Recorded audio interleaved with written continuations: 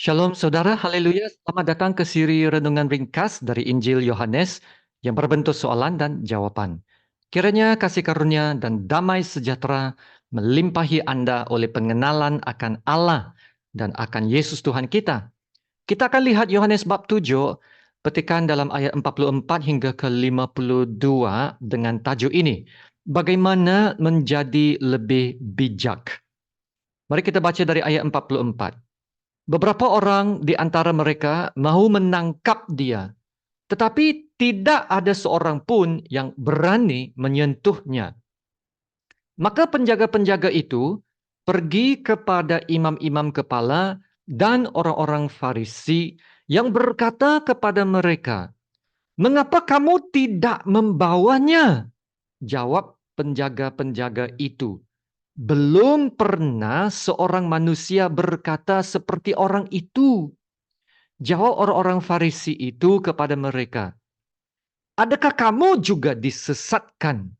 Adakah seorang di antara pemimpin-pemimpin yang percaya kepadanya atau seorang di antara orang-orang Farisi? Tetapi orang banyak ini yang tidak mengenal hukum Taurat, terkutuklah mereka."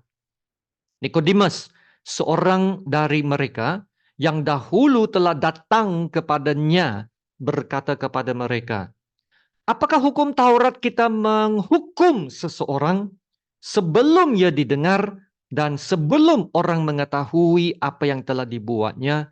Jawab mereka, "Apakah engkau juga orang Galilea? Selidikilah kitab suci, dan engkau akan tahu bahwa tidak ada nabi yang datang dari Galilea." Demikianlah firman Tuhan. Pengajaran Yesus di bait Allah telah berakhir dan sekarang masuk kepada bahagian perbincangan di kalangan orang-orang Farisi. Orang-orang yang diarahkan untuk pergi menangkap Yesus kembali dengan tangan kosong.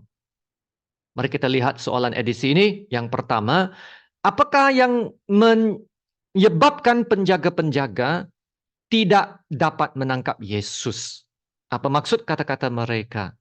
Siapakah Nikodemus? Di bab mana Anda pertama kali belajar tentang dia dan apa latar belakangnya? Mari kita lihat ayat yang pertama ini, ataupun soalan yang pertama ini. Apa yang menyebabkan penjaga-penjaga tidak dapat menangkap Yesus? Apa maksud kata-kata mereka? Penjaga-penjaga itu adalah orang-orang suruhan Farisi.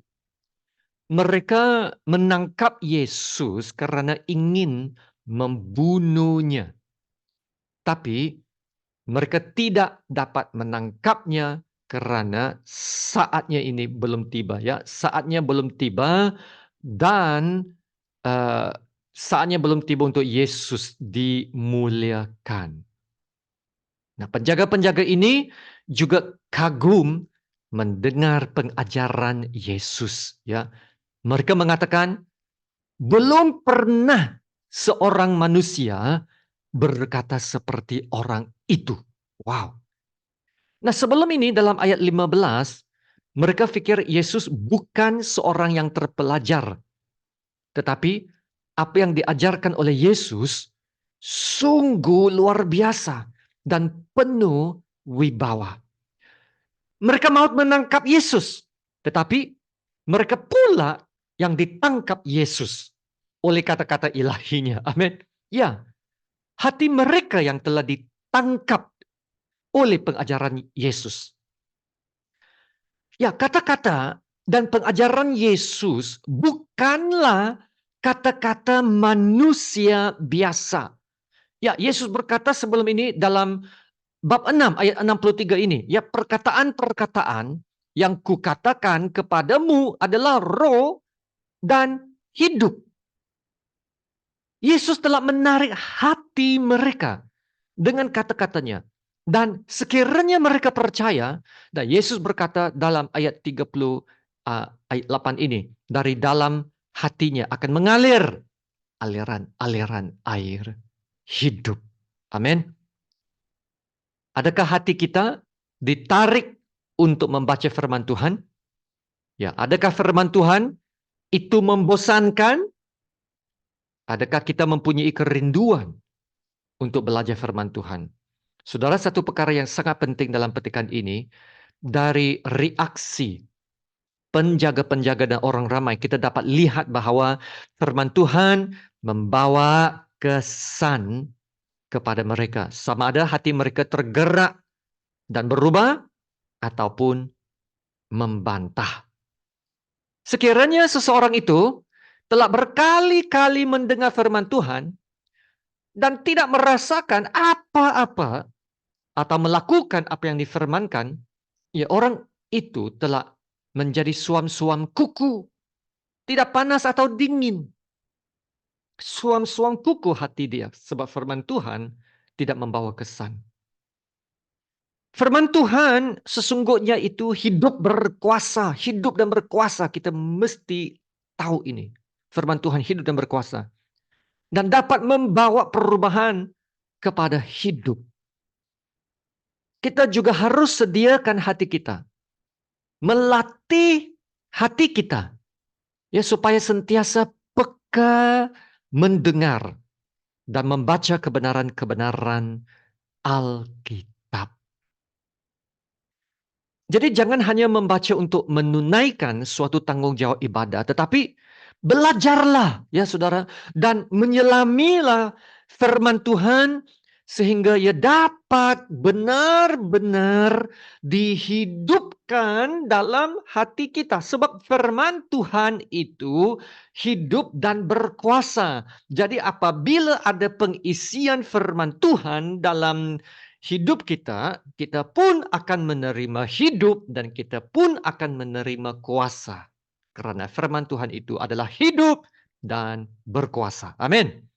Dalam Mazmur 1 ayat 2 dan 3 mengatakan ini. Tetapi yang kesukaannya ialah Taurat Tuhan. Ya saudara, apakah kesukaan Anda? Dan penulis ini mengatakan kesukaannya ialah Taurat Tuhan. Dan yang merenungkan Taurat itu siang dan malam. Dan ia akan menjadi seperti pohon yang ditanam di tepi aliran air. Yang menghasilkan buahnya pada musimnya. Dan yang tidak layu daunnya. Dan apa saja yang diperbuatnya berhasil. Ya saudara, jagalah hati kita. Supaya sentiasa ditarik oleh firman Tuhan. Dan bukannya ditarik oleh dunia, ditarik oleh sosial media dan pengaruh-pengaruhnya. Amin. Haleluya. Soalan yang kedua, siapakah Nikodemus? Dan di bab mana Anda pertama kali belajar tentang dia? Dan apa latar belakangnya? Ya, Nikodemus adalah seorang pemimpin agama Yahudi yang juga adalah seorang Farisi. Ya, karena itu ia adalah seorang yang berpengetahuan dan dia muncul kali pertama di bab yang ketiga. Di bab yang ketiga di mana dia berjumpa dengan Yesus secara senyap-senyap dan Yesus memberikan kata-kata yang terpenting untuk hidupnya, yaitu kepada dialah Yesus berkata, sesungguhnya jika seorang tidak dilahirkan kembali, ia tidak dapat melihat kerajaan Allah. Kata-kata inilah yang akan menyelamatkan Nikodemus sekiranya dia percaya. Ya, walaupun Nikodemus ini seorang pengajar dan berpengetahuan dalam hal-hal agama, tapi ia belum lagi mengenal Yesus dan kebenaran. Dan perjumpaan Nikodemus dengan Yesus telah merendahkan dirinya sepenuhnya. Sebab Nikodemus telah direndahkan sepenuhnya oleh kebijaksanaan Yesus. Haleluya. Ya, kita mungkin tidak dapat menjadi orang yang berpengetahuan dan pintar seperti mereka yang belajar dan mendapatkan banyak ijazah. Ya, tapi saudara, kita boleh belajar kebenaran-kebenaran Tuhan. Saudara, saya ulang ini. Kita boleh belajar kebenaran-kebenaran Tuhan. Sebab kebenaran-kebenaran Tuhan menunjukkan kepada kita jalan hidup yang benar. Haleluya. Kebijaksanaan itu datang dari Tuhan. Dan kita boleh memintanya, kita boleh memperolehinya Jikalau kita sungguh-sungguh mencarinya, kalau kita sungguh-sungguh memintanya dan menghidupinya. Dalam Mazmur 19 ayat 8 berkata begini, Taurat Tuhan itu sempurna, menyegarkan jiwa. Peraturan Tuhan itu teguh, memberikan hikmat kepada orang yang tak berpengalaman. Begitu juga Mazmur 119 ayat 130. Bila tersingkap, firman-firmanmu memberi terang, memberi pengertian kepada orang-orang bodoh. Haleluya. Kita boleh menjadi bijak melalui firman Tuhan. Yesus juga berkata dalam Matius 7 ayat 24. Setiap orang yang mendengar perkataanku ini dan melakukannya, ya sama dengan orang yang bijaksana yang mendirikan rumahnya di atas batu. Inilah kata-kata Yesus selepas khotbahnya di atas bukit dalam Matius 5 hingga 7. Ya, saya sangat diberkati dengan kata-kata Yesus ini. Yesus berkata, setiap orang yang mendengar perkataanku ini dan melakukannya yaitu menghidupi firman Tuhan itu. Ya sama dengan orang yang bijaksana. Saudara, bagi orang dunia, siapa itu orang bijak? Bagi orang dunia, orang yang bijak mesti ada kelayakan, mesti ada ijazah dari university, mesti ada pengetahuan, mesti orang yang berjaya, mesti orang yang sukses, yang ada status, yang ada kedudukan tinggi. Tapi, saudara, itu bukan cara Tuhan melihat orang bijak. Bagi Tuhan, seorang yang bijak itu adalah orang yang mendengar perkataanku dan melakukannya. Haleluya. Dialah orang yang bijaksana. Saudara, kalau itulah kenyataannya, bermaksud kita semua boleh jadi orang bijak. Haleluya. Walaupun tiada kelayakan, walaupun tiada ijazah, walaupun belum pergi ke university, tiada kedudukan tinggi, bukan orang kaya, tapi kita boleh jadi orang bijak di mata Tuhan. Sama ada yang tua atau yang muda, boleh jadi orang bijak. Yaitu dengan membaca firman Tuhan. Belajar kebenaran firman Tuhan dan menghidupinya. Saudara perhatikan petikan ini dalam Mazmur 119 yang sangat memberkati saya. Dalam 119 Mazmur ayat 97, dari ayat 97 ini. Betapa ku cintai Tauratmu.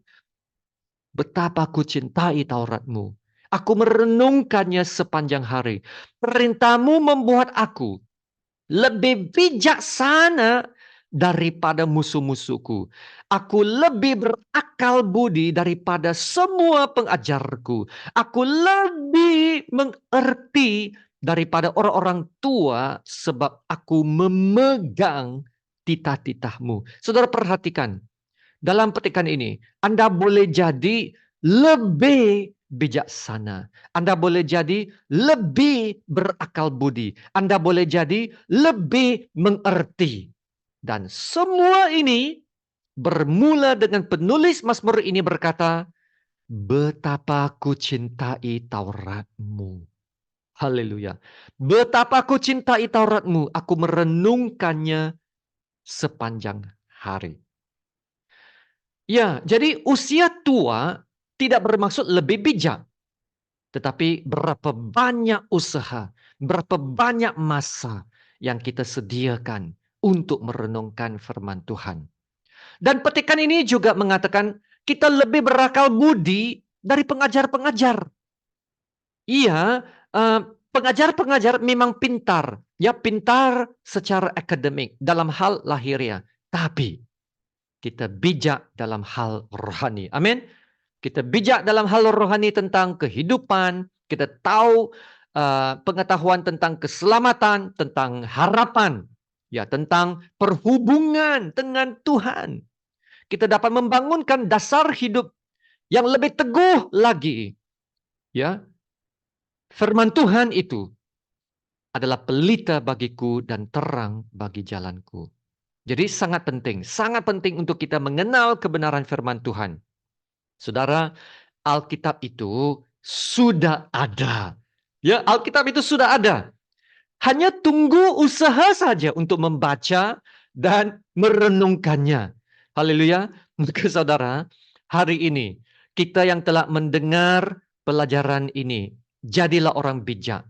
Jangan hanya mendengar tetapi tidak melakukannya ya. Jadilah orang bijak. Ambillah Alkitab itu, buka muka suratnya, berdoa ya sebelum membacanya, minta Tuhan, minta Roh Kudus yang adalah pengajar dan penghibur dan penolong untuk membimbing dan memberi pengertian kepada kita. Nah, selepas membacanya, catat apa yang telah Anda belajar dan lakukan. Ya, catat dalam satu buku nota. Nah, buku nota itu menandakan Anda bersedia untuk mendengar dan menerima dari Tuhan. Nah, apa yang Anda telah terima dari Tuhan lewat daripada pembacaan dan renungan firman Tuhan itu catat. Catat ya. Sedikit-sedikit lama-lama jadi bukit. Ya. Mulailah satu usaha yang baik. Hidup yang konsisten, ya, bertekun dan berdisiplin dalam ibadah membaca firman Tuhan. Ya, kita harus bertumbuh ya, menjadi dewasa dan matang rohani. Haleluya. Terima kasih Tuhan Yesus. Mari kita berdoa. Haleluya Bapa kami yang di surga. Engkau Bapa kami yang tertinggi, termulia dan yang teragung. Terima kasih Bapa untuk kesempatan ini dapat kami dengar satu lagi pengajaran dari firman Tuhan. Sesungguhnya firman-Mu Bapa adalah hidup dan berkuasa. Firman-Mu adalah pelita bagi kakiku dan terang bagi jalanku. Firman-Mu sungguh indah. Sungguh indah, sungguh luar biasa. Dapat mengubah hidup, menjadikan kami orang-orang bijak.